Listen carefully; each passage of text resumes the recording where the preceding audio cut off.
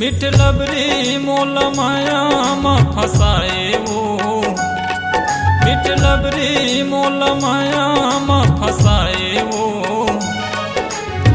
का गलती हो गे मोरले मोला तैं भुलाए वो, का गलती हो गे मोरले मोला तैं भुलाए वो।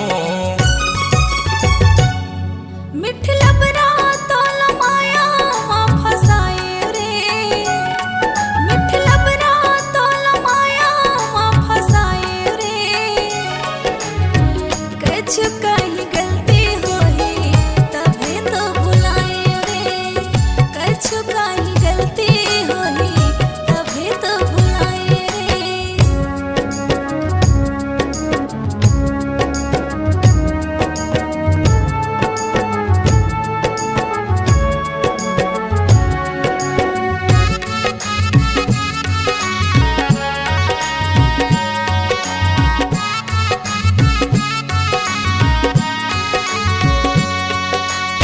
ए ललिता मैं तोल बहुत माया करत रहे हो, लेकिन तै मोर प्यार नहीं समझे पगली। संगी जहुरिया कैथे मोला आऊ देथे ताना, तोरे झलकला पाए बरानी तोरे गली होते आना। मोर प्यार लमट ठुकरा पगली, नहीं तो मैं जीते जियत मर जाऊँ। कैसे कहा राजा तोला मोर मन के बात ला, मोर संग नैन मिला लेगा कहत हमारा जतोला, मोर संग नैन मिला लेगा कहत हमारा जतोला। मिठ लबरी मोल माया मा फसाए वो, मिठ लबरी मोल माया मा फसाए वो। का गलती हो गे मोरले मोला तैं भुलाए वो, का गलती हो गे मोरले मोला तैं भुलाए वो।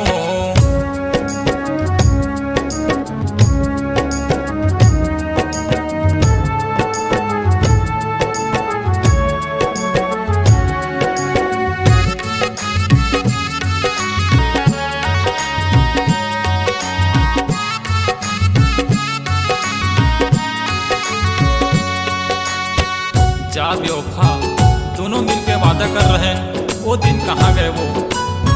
दोनों मिलके रहिबो रानी करबो माया के बात ला, जिनकी सुघर बिताबो जियत मरत के साथ ला।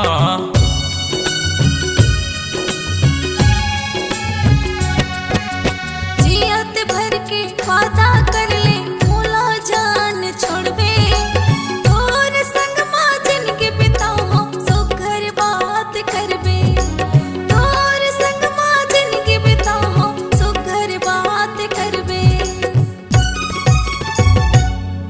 मिठ लबरी मोल माया मा फसाए वो, मिठ लबरी मोल माया मा फसाए वो।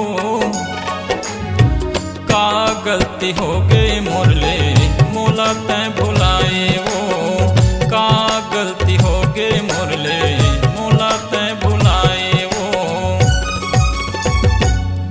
मिठ लबरा तोल माया मा फसाए रे, मिठ लबरा तोल माया मा फसाए रे। कछु कहीं गलती होई तभी तो भुलाए रे, कछु कहीं गलती होई तभी तो भुलाए रे। का गलती हो गई मोरले मोला तैं भुलाए वो, कछु कहीं गलती होई तभी तो भुलाए रे। का गलती हो गई मोरले मोला तैं भुलाए वो, का गलती हो गई मुरले मोला तैं भुलाए वो।